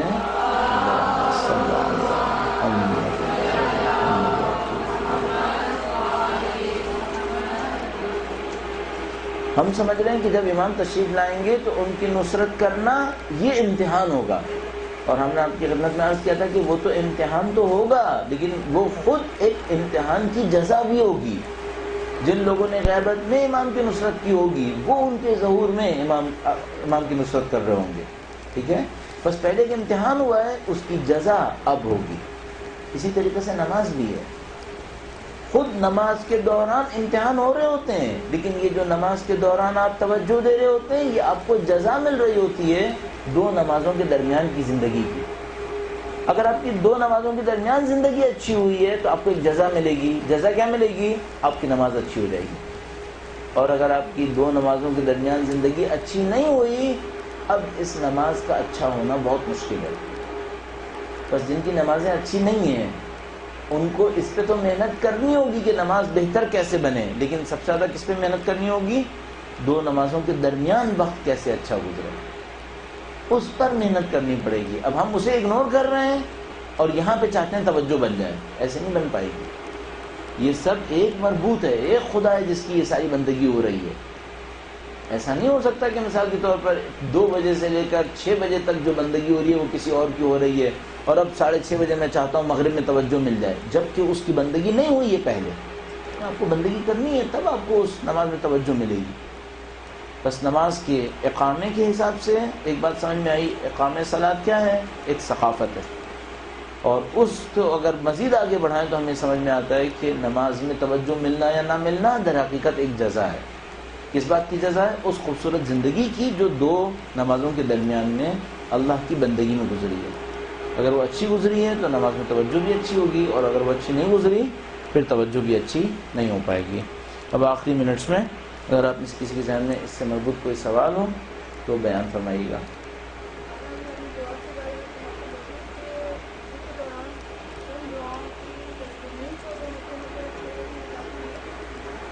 ہاں کافی ہونا چاہیے، ظاہر ہمیں عربی سے اتنا سروکار ہے کہ وہ اہل بیت کی کلام ہے اور اس وجہ سے اس کے اندر بھی ایک نورانیت ہے، لیکن وہ جو اصل مقصد ہے وہ یہ کہ ان کے ترجموں کے اوپر توجہ رکھیں۔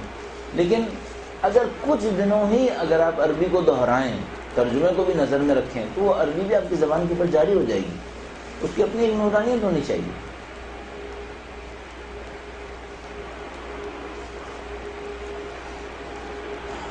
بہت بہت شکریہ۔ انشاءاللہ کوئی اور سوال ہے تو ہم اس کو دیکھ لیتے ہیں۔ اچھا اب ٹھیک ہے، ہم یہ کریں گے کہ جتنے بھی فقہی سوالات ہیں ان کا جواب یہاں پہ نہیں دیں گے، ٹھیک ہے؟ یہ کلاس فقہ کی کلاس نہیں ہے، جو کلاس فقہ کی کلاس ہو اس کے اندر فقہ کے سوال کا جواب ضرور مانگیے آپ وہاں پر، اور وہاں پہ طلب کر لیجئے۔ مثلا یہ سوال، کیا واجب مستحب نمازوں میں اذان و اقامت پڑھنا ضروری ہے اگر وقت ہو یا نہ ہو؟ ظاہر فقہی سوال ہے، ویسے ضروری نہیں ہے، لیکن ہم اس کا جواب یہاں پہ فقہی سوالات کا ہم فی الحال یہاں پہ جواب نہیں دینا چاہتے کیونکہ ہمارا موضوع نہیں ہے۔ دوسرا سوال ہے، مومن اور عام مسلمان شیعہ میں کیا فرق ہے؟ ایک وہ ہے جو لفظی فرق ہے جس کو ہم نے معاشرے میں رائج کیا ہوا ہے، ہم نے سمجھا ہے ہر مومن شیعہ ہے، ہر شیعہ مومن ہے، ٹھیک ہے؟ اور ایک قرآنی فرق ہے، اور وہ قرآنی فرق کیا بتا رہا ہے؟ وہ کہہ رہا ہے کہ ہر شیعہ مومن نہیں ہے، مومن شیعت کے بعد بہت بڑا مرحلہ ہے، البتہ وہ شیعہ جس کو ہم شیعہ کہہ رہے ہیں، لیکن اگر کوئی اس شیعہ کو کہے جس کو امیر المومنین شیعہ کہتے تھے پھر ہر شیعہ مومن ہے، صحیح ہے؟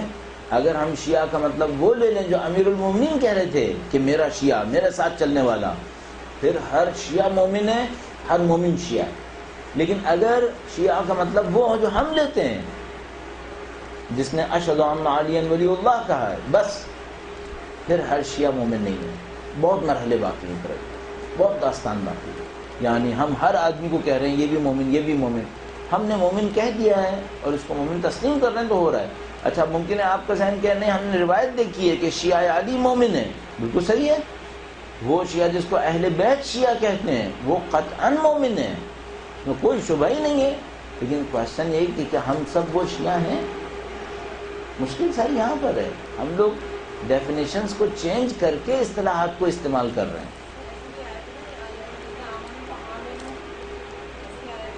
جی ہاں، جی ہاں بالکل. آیہ کریمہ ہے کہ اے وہ لوگ جو ایمان لائے ایمان لے آؤ. اسی طرح جیسے ایک آیہ کریمہ ہے موتو قبل ان تموتو، مرو اس سے پہلے کہ مرو.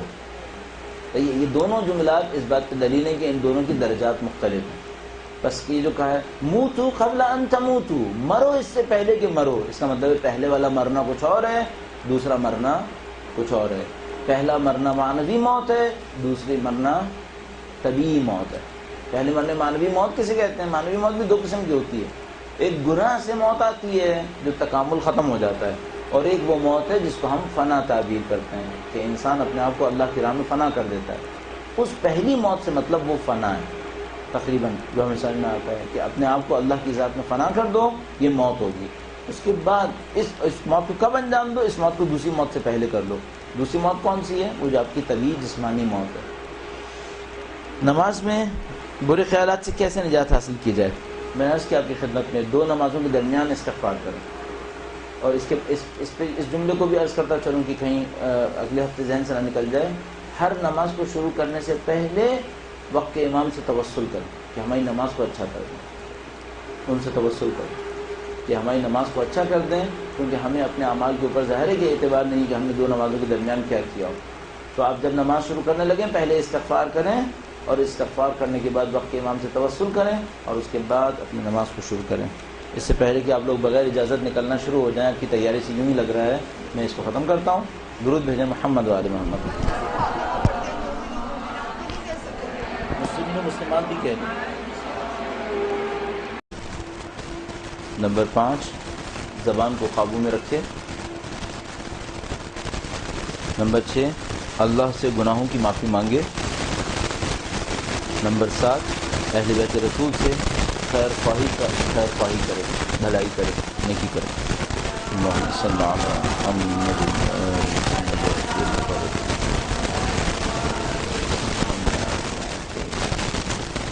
شاید پہلے آپ کی خدمت میں عرض ہوا تھا، ہم لوگ ان روایات کو مقدس کلمات کے طور پہ دیکھتے ہیں، لیکن ان روایات کے اندر قوانین نہیں ڈھونڈتے. اگر ہم ان کے اندر قوانین ڈھونڈنا شروع کر دیں، ہماری زندگی کے بہت سارے راز کھلیں گے اور بہت ساری چیزیں ہمارے لیے آسان ہو جائیں گی. متعدد قوانین آپ کی خدمت میں اشارتاً عرض ہوئے تھے. آج ایک قانون عرض کرتا ہوں. یہ روایت مولا چھٹے امام سے ہے. درود بھیجے گا محمد و آل محمد.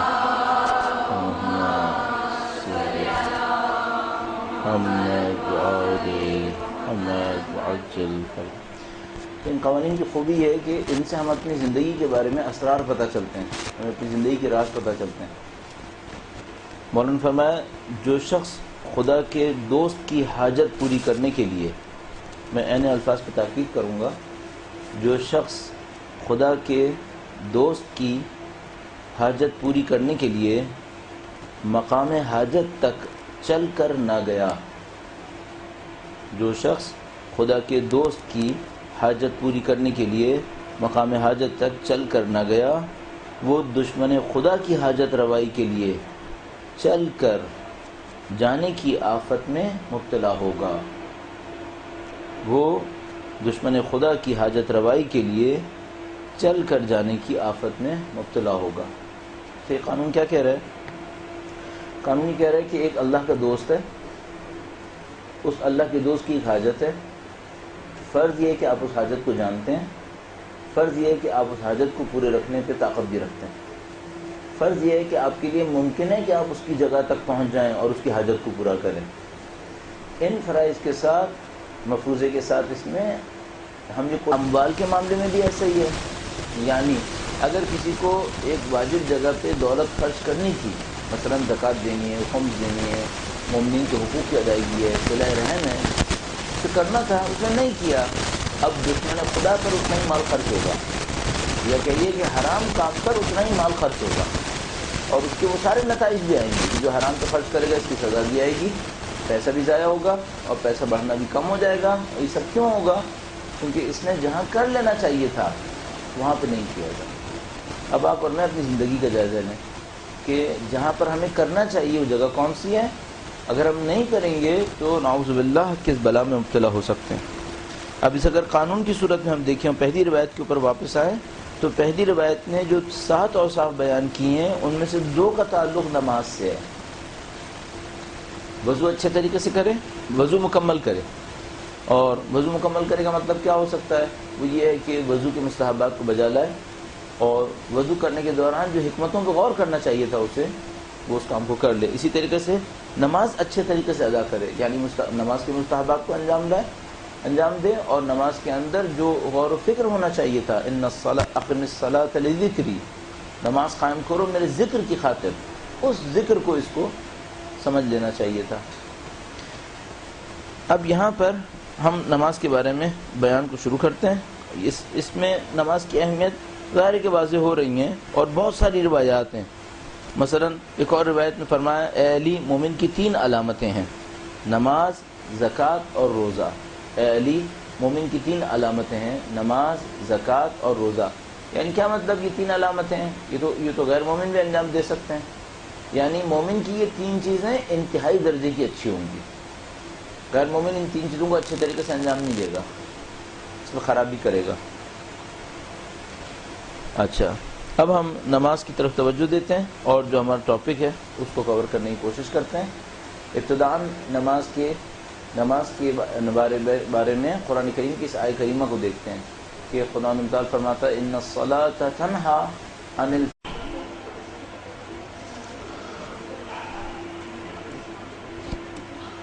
اعوذ باللہ من الشیطان الرجیم، بسم اللہ الرحمن الرحیم، الحمد للہ رب العالمین، والصلاة والسلام علی سید الانبیاء والمرسلین، حبیب اللہ العالمین ابوالقاسم محمد، اللہم صلی علی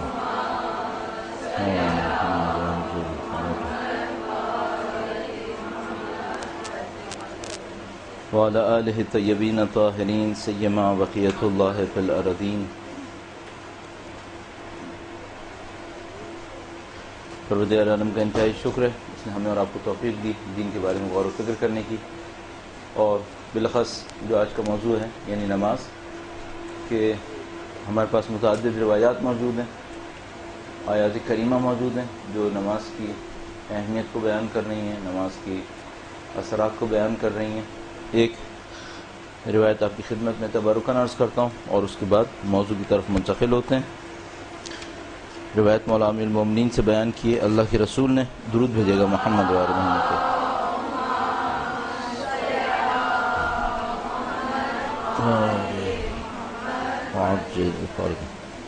کتاب المواعظ، شیخ صدوق کی کتاب ہے، کتاب المواعظ. مواعظ موعظہ کی جمع ہے، مواعظ. کتاب المواعظ کے اندر باب دوم، ایمان اور مومنین سے متعلق مواعظ. باب دوم، ایمان اور مومنین سے متعلق. اس کے اندر حدیث ارشاد فرمائی ہے، اللہ کے رسول نے مولا امیر المومنین سے ارشاد فرمایا، اے علی 7 اوصاف والے شخص کامل ایمان والے اور ان کے لیے جنت کے دروازے کھلے ہیں. 7 اوصاف والے شخص کامل ایمان والے اور ان کے لیے جنت کے دروازے کھلے ہیں. نمبر 1، جو مکمل وضو کرے. نمبر 2، نماز اچھے طریقے سے ادا کرے. نمبر 3، اپنے مال کی زکوٰۃ دے. نمبر 4، اپنے غصے کو روکے. کوشش کرتے ہیں کہ وہ میں نہ جاؤں، وہ میرے پاس آئے اور چکر لگائے. ٹھیک ہے، بس فرض یہ ہے کہ ایک خدا کا دوست ہے، اس کی ایک حاجت ہے جس کو میں جانتا ہوں، اس کی حاجت کو پورے کرنے پر میری طاقت بھی ہے اور میرے لیے ممکن ہے کہ میں اس کی جگہ تک پہنچ کر اس کی حاجت کو پورا کروں، لیکن میں کہتا ہوں میں نہیں جاؤں گا، وہ میرے چکر لگائے اور اس کو بلاتا ہوں اپنے پاس. ایسی صورت میں کیا ہوگا یہ ہوگا کہ اب جو میں نے مومن کی حاجت کے لیے، خدا کے دوست کی حاجت کے لیے اس کی جگہ تک جانا قبول نہیں کیا تھا، اب کسی دشمن خدا کی حاجت کو پورا کرنے کے لیے میں اس کی جگہ تک جاؤں گا. ٹھیک ہے؟ اور خدا مجھے اس آفت میں مبتلا کر دے گا کہ میں جاؤں گا دشمن خدا کی حاجت پوری کرنے کے لیے اس کی جگہ تک. صحیح ہے؟ یعنی ایک عجیب صورتحال یہ کہ حاجت دشمن خدا کی ہوگی اور پھر بھی میں جا رہا ہوں گا. کیوں جا رہا ہوں گا؟ اس وجہ سے کہ جب خدا کے دوست کی حاجت پوری کرنے کا ٹائم آیا تھا تو میں نہیں گیا تھا، میں نے وقت نہیں لگایا تھا. اچھا، اب اگر اس روایت کو قیاس کریں اس معنی میں کہ اس سے قانون حاصل کرنے کی کوشش کریں، نہ قیاس اس باطل معنی میں، تو ہم یوں کہیں گے کہ جہاں کہیں خدا کا حق ہو ہم ادا کرنے کی طاقت رکھتے ہوں اور نہ کریں، تو دشمن خدا پر اسی مقدار میں ہمارا مال، ہمارا وقت، ہماری شہرت، ہماری عزت ضائع ہوگی. صحیح ہے؟ ایک خدا کی مطلوب ایک جگہ ہے جہاں پر ہمارا کچھ مال لگنا ہے یا ہمارا وقت لگنا ہے یا ہماری شہرت لگنی ہے یا ہماری عزت لگنی ہے. اگر طاقت رکھتے تھے اور نہیں لگائی، اب کیا ہوگا؟ اب یہی مال، یہی طاقت، یہی شہرت، یہی عزت ایسی جگہ پہ لگے گی جو دشمن خدا کے لیے ہوگی. اچھا، اگر وہاں پہ لگاتے تو کیا فائدہ تھا؟ وہاں پہ لگاتے تو فائدہ یہ تھا کہ ثواب بھی ملنا تھا، مقامات بلند ہو جاتے، نعمتوں میں اضافہ ہو جاتا. اب کیا ہوا؟ اب یہ ہوا کہ گناہ بھی ہوا کیونکہ ہم نے ظالم کی مدد کی، دشمن خدا کی مدد کی. جو توفیق ملی تھی، جو نعمت ملی تھی، وہ بھی ضائع ہو گئی. اس نعمت کے ضائع ہونے کے نتیجے میں جو اچھی جگہ پہ لگنے سے نعمت نے بڑھنا تھا، اب نعمت نے بڑھنا بھی ختم کر دیا. صحیح ہے؟ اور یہ سب کیوں ہوا؟ جس جگہ پہ خرچ کرنا تھا اس جگہ پہ خرچ نہیں کیا.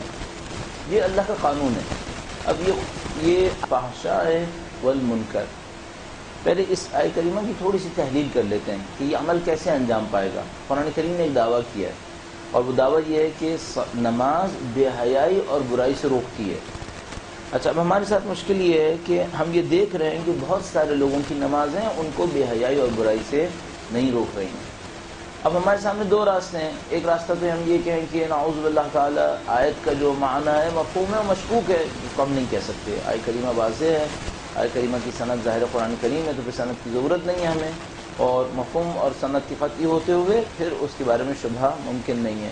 تو ہم زیادہ سے زیادہ یہ کہہ سکتے ہیں کہ جن کی نماز بے حیائی اور برائی سے نہیں روک رہی وہ اصل میں نماز نہیں ہے، وہ نماز نہیں ہے، وہ کچھ اور ہے. اچھا، اب کوئی یہ کہہ سکتا ہے کہ نماز نہیں ہے تو کیا مطلب کیا ہے؟ تو ہم کہیں گے یعنی نماز کا کم از کم وہ مصداق نہیں ہے جو برائی اور بے حیائی سے روک لے. بس ہم یہ سمجھتے ہیں نماز کے درجات ہیں، 1 سے لے کے 100 تک مختلف چیزیں ہیں جو نماز کہلاتی ہیں. 1 سے لے کے 100 تک مختلف درجات ہوں، فرضیے کے طور پہ لے لیتے ہیں. فرض کر لیتے ہیں اگر کوئی 40 درجے تک پہنچ جائے تو اس کی نماز بے حیائی اور برائی سے روک لے گی.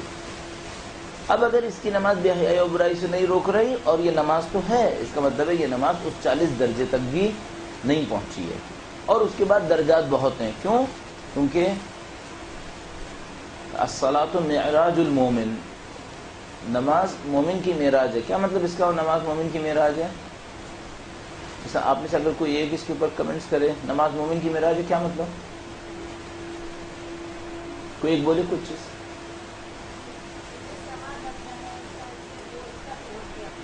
کیا مطلب؟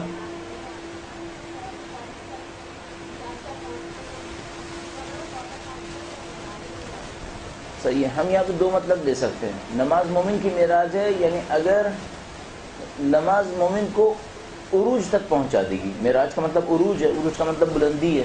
نماز مومن کو بلندی تک پہنچا دے گی. اگر ہم معراج کا مطلب اس کا لفظی مطلب لیں، معراج عروج سے ہے، عروج کا مطلب بلندی ہے، نماز مومن کی معراج